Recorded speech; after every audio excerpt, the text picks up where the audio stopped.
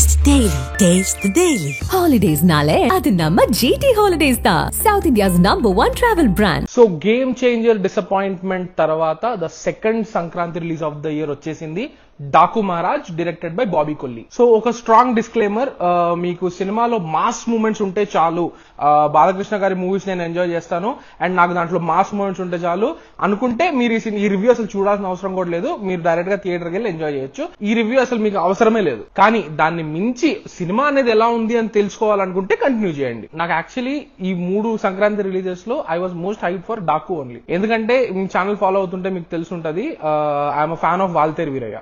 Entertainment అదంతా ఉంది, mass moments అదంతా, దాన్ని దాటి వాల్తేరు వీరయ్య స్క్రీన్ ప్లే ఒక ప్రాపర్ కమర్షియల్ సినిమాకి తగ్గట్టు చాలా నీట్ గా ఉంటది. So obviously I was excited for Daaku. కానీ Daaku flipped my expectations. Technically the film is brilliant. Cinematography is by Vijay Karthik Kannan. ఆయననే డాక్టర్ కి, జైలర్ కి సినిమాటోగ్రఫర్. ఒక మాస్ సినిమాకి ఆయన ఫ్రేమ్స్ ఒక కొత్త టెక్స్చర్ ని యాడ్ చేశాయి. బాలకృష్ణ గారి cinema has never looked this good. And ఇంకా తమన్ గారి గురించి ఇంకా స్పెషల్ గా చెప్పాల్సిన అవసరమే లేదు కదా. He instils the scene with so much energy like he does in Akhanda and Bhagwant Kesari. Mass movies కి ఎప్పుడు మనం మ్యూజిక్ కి చాలా ఇంపార్టెన్స్ ఇస్తాం, కానీ ఇందులో సినిమాటోగ్రఫీకి చాలా ఎంఫసిస్ ఉంటది. And that is the difference between a regular mass film and Daaku Maharaj. But on the flip side Daaku Maharaj writing చాలా జెనరిక్ గా ఉంటది. ఇప్పుడు వాల్తేరు వీరయ్య లాంటి సినిమాలో కూడా కొన్ని చోట్ల చిన్న చిన్న సర్ప్రైజెస్ ఉంటాయి. ఇక్కడ ప్రతి చోట మనం ఏం జరుగుతుంది అనుకుంటామో అదే జరుగుతుంది. పరశురు గోపాలకృష్ణ గారు చాలా చక్కగా చెప్తారు స్క్రీన్ ప్లే గురించి.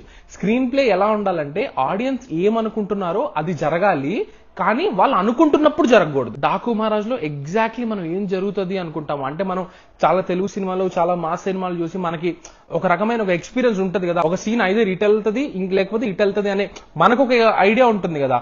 అవే జరుగుతాయి. చాలా మాస్ మూమెంట్స్ ఉన్నాయి. ఆల్మోస్ట్ ఎవ్రీ 10 minutes కి ఒక ఎంట్రీ ఉంటుంది బాలకృష్ణ గారికి. కానీ ఆ మాస్ మూమెంట్స్ క్రియేట్ అయ్యే పర్పస్ ఉంటుంది కదా, దాట్ ఈస్ వెరీ బేసిక్. అంటే ఒక క్యారెక్టర్ ఎవరో థ్రెట్ లో ఉంటారు, బాలకృష్ణ గారు వచ్చి సేవ్ చేస్తారు.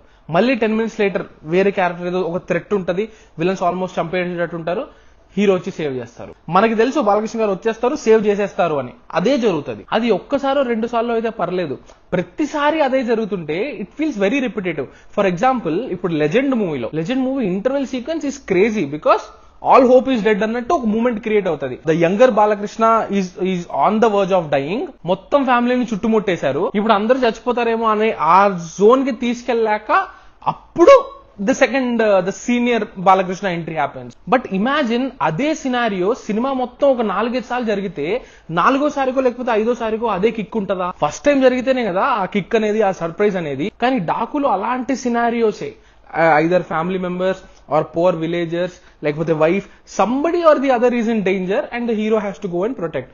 అది after 1 point becomes extremely monotonous. అక్కడ అంటే విజువల్స్ ఎంత బాగున్నా, మ్యూజిక్ ఎంత బాగున్నా కూడా అది తెలిసిన మూమెంటే కదా అనే జోన్ లో అంత కిక్ నాకైతే అనిపించలేదు. So that was my major problem with Daaku Maharaj. దాన్ని దాటి చూస్తే there are still things that the film gets right. అంటే మోస్ట్ సర్ప్రైజింగ్ థింగ్ నాకు ఏమనిపించింది అంటే యాక్షన్ సీక్వెన్సెస్. అంటే బాలయ్య మూవీస్ కి ఒక స్టాండర్డ్ ఒకటి ఉంటది కదా, too over the top. Fights లో surprisingly they are grounded, at least for the level set by previous Balakrishna films. అంటే కొడితే కార్లు ఎగిరిపోవడాలు, లైక్ ఒకేసారి నలుగురిని కబాబ్ లాగా ఒక శూలంతో నరికేయడం, అట్లాంటివి లేవు. అండ్ ద డైలాగ్స్ ఆల్సో, నాకు వీరసింహారెడ్డిలో this was my biggest problem అనమాట. అదేంటంటే ఈ వీరసింహారెడ్డి అనే క్యారెక్టర్ ని ఆయన దేవుడు, ఆయననే మమ్మల్ని బతికిస్తున్నాడు, ఆయన వల్లనే మేమందరం బతుకుతున్నాము అని ఒక్కసారి కాదు, 2సారి కాదు, ఎవ్రీ ఆల్టర్నేటివ్ డైలాగ్ లో ఇంకా దేవుడితో కంపారిజన్ ఉంటది. థ్యాంక్ఫుల్లీ డాకు మహారాజ్ కి అలాంటి ఎలివేషన్స్ చాలా ఉన్నప్పటికీ అంత ఓవర్ గా అనిపించలేదు. నార్మల్ క్యారెక్టర్ లాగానే ట్రీట్ చేశారు. At least going by the standards for a Balakrishna film. Writing పరంగా ఈ జెన్యూన్లీ విష్ దీనికి వాల్తేరు వీరయ్య లాంటి ఒక స్క్రీన్ ప్లే ఉంటే బాగుండేది అనిపించింది. అంటే మంచి కాల్ బ్యాక్స్ తో, మంచి ఎమోషన్ తో. ఇందులో లేవని చెప్పట్లా, ఇందులో కూడా ఉన్నాయి కాల్ బ్యాక్స్ లాంటివి ట్రై చేశారు, కానీ అక్కడ వర్క్ అయినంత బాగా ఇక్కడ వర్క్ అవ్వలేదు. అండ్ ఇది చెప్పుకునే తీరాలి, that Urvashi Rautela track was ఒక పోలీస్ ఆఫీసర్ అని చెప్పి ఒక క్యారెక్టర్ తీసుకొచ్చి ఆ సీన్స్ అన్ని అంటే థ్యాంక్ఫుల్లీ అవి తక్కువే ఉన్నాయి, but they are completely unnecessary. But ఇలాంటిది ఏమైనా చెప్తే అంటారు కదా అది జనరల్ ఆడియన్స్ కావాలి, అది జనరల్ ఆడియన్స్ కు ఉండాలి అట్లాంటివి ఎలిమెంట్స్ అని చెప్పి. నాకు అది అర్థమే కాదు. జనరల్ ఆడియన్స్ అంటే ఎవరు, వాళ్ళు ఏ ఊర్లో ఉంటారు, ఎక్కడ ఉంటారో నాకు తెలియదు, అండ్ ఎవరు జనరల్ ఆడియన్స్ అనేది కూడా నాకు తెలియదు. అందరం ఆడియన్సే కదా. నాకైతే గేమ్ చేంజర్ డిసప్పాయింట్మెంటే, ఇది కూడా డిసప్పాయింట్మెంటే. సో ఆల్ ఐజ్ ఆన్ సంక్రాంతికి వస్తున్నాం. Let's see. Thank you and do subscribe to Galata Telugu for more reviews and interviews. Thank you.